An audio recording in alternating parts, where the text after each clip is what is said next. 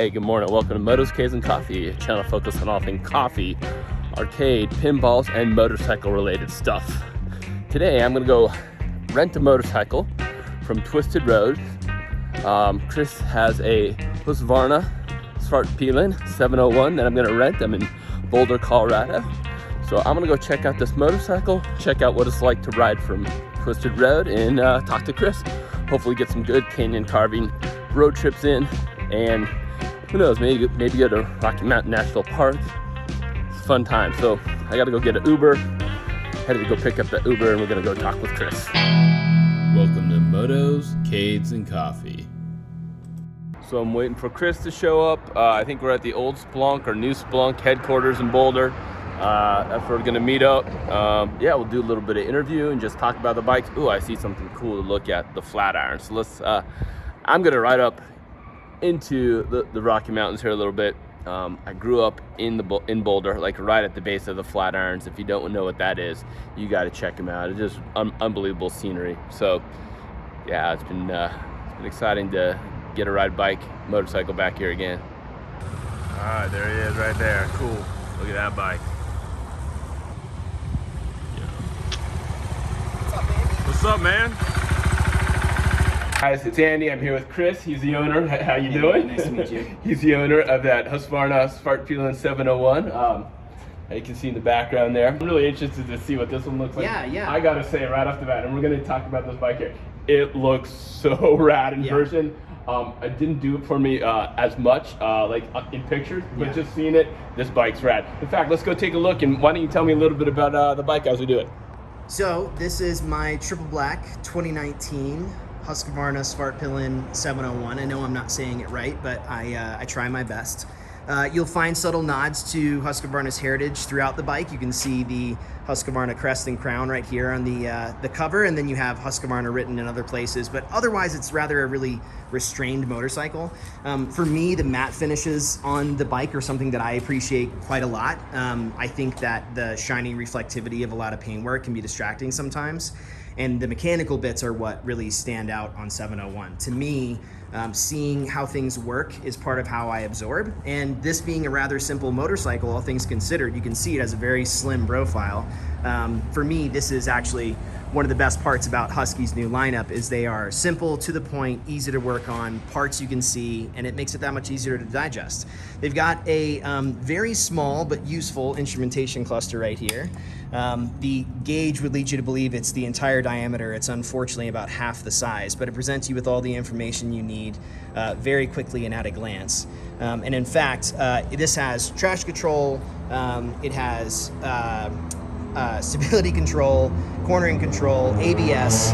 It's pretty advanced, all things considered, for a motorcycle that starts under $10,000. And to have the performance of the bike it come into the equation as well, you know, under 400 pounds with 75 horsepower, that's just a really potent package. So. Well, great, I'm glad you're talking about, because I had to memorize some of the facts, but you're speaking to them for me and someone that rides it. Now, here's a quick question. How's it compared to the 401 that you have? Well, the 401's interesting. The 401 is even more of that lightweight exercise. For me, 401 was a really great style exercise first. The design house that put together these bikes is called Kiska, and they do this just really modern take on the shapes that we associate with cafe racers and scramblers, but they put their own spin on it. And I saw the 401 for the first time in 2015, the concept when it initially came out. Where'd you see it?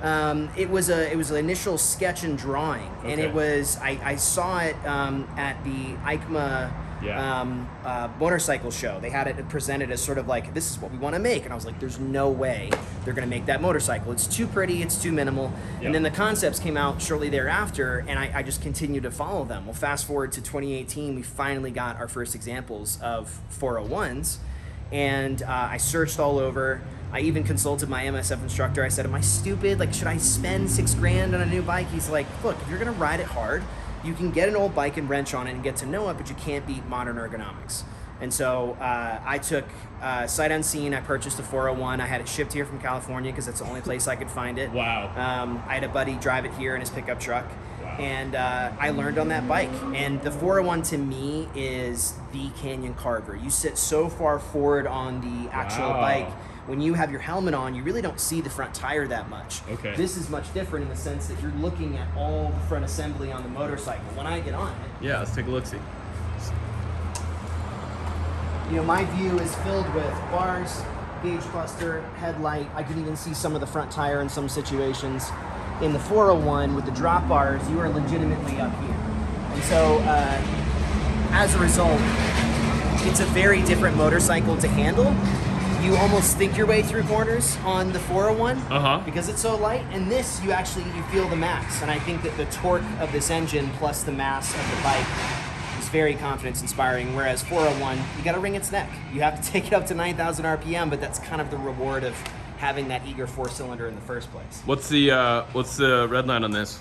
So I don't know the specific red line, and I should. To tell you the truth, it approaches it so quickly that I honestly don't pay attention much to it. I'm shifting by sound. Got it. Because that's how I grew up shifting. Right. On dirt bikes that didn't have tachometers, but it is under 10,000 RPM. I know that for sure. Fuel cut is just below 10,000 RPM. And this is a counterbalance engine, Yes. right? So it's a lot smoother than you would think for a single. Same with the 401. The 401 is actually a dual counterbalanced single cylinder, which is insane because a lot of times the 401 feels smoother than this does, which is shocking to me. But I like the sort of effervescent nature of this bike. I like that you can feel the vibrations coming through the chassis because, again, that's how I grew up. And for someone who's used to a buttery smooth Ducati, this is going to feel a little foreign, but at the same time, once you get used to it, it becomes very familiar and very reassuring to feel the bike through the grips and feel the bike through the seat of your pants. Cool. Well, I'm excited to ride it. Thanks for the review on that. Let's go chat over here a little bit about Twisted Road. Yeah. Twisted Road a little bit. Yeah. How did you get into Twisted Road, and how did you get into renting motorcycles? I, in some ways, feel embarrassed to admit it, but YouTube's actually what got me into Twisted Road. Who?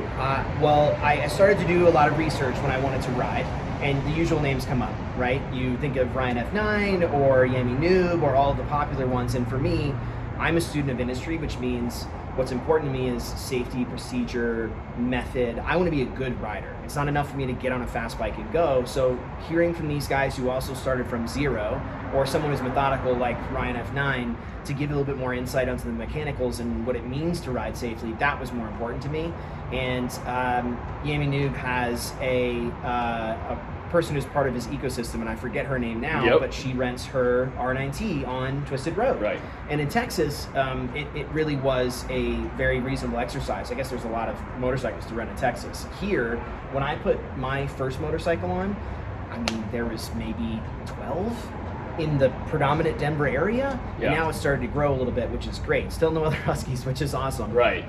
But Twisted Road, I really discovered by accident. I was just watching a video one day, and I forget her name, and I feel bad, but she was the one who got me turned on to it. Yes, please, link her video about that. Yeah, for sure. And so how long have you been renting through Twisted Road?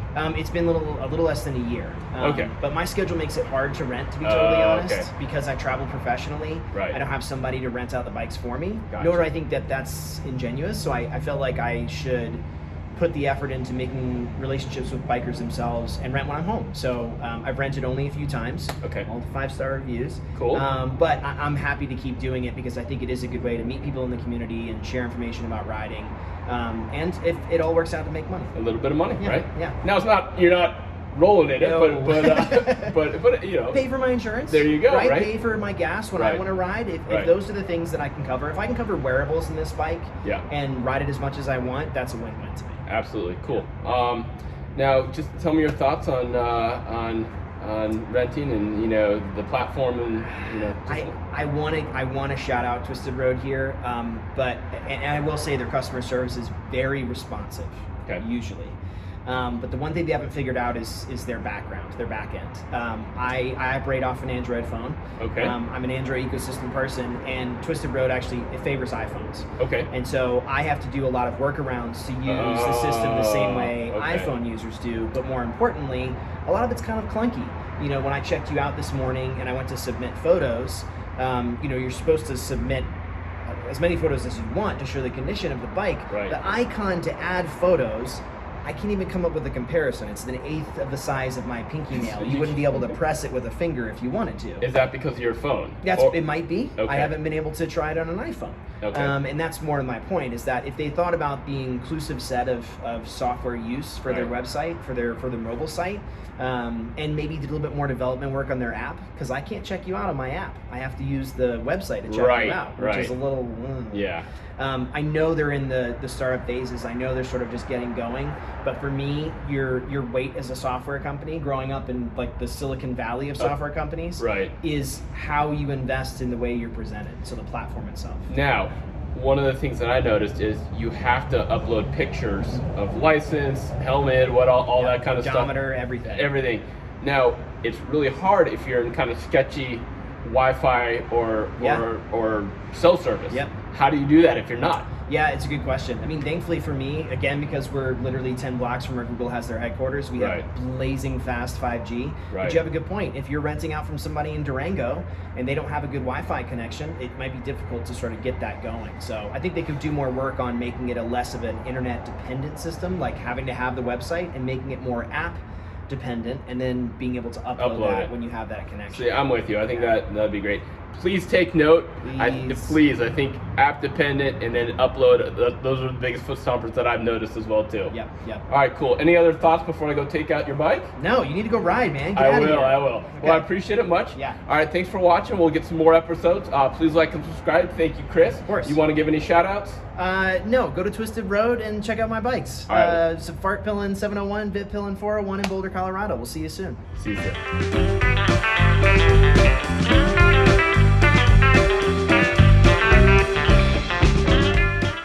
Now I work with over 12 manufacturers, 6 agencies across the United States and the UK, helping them launch new cars and develop new cars and teach people how to drive on-road and off-road and all over the place.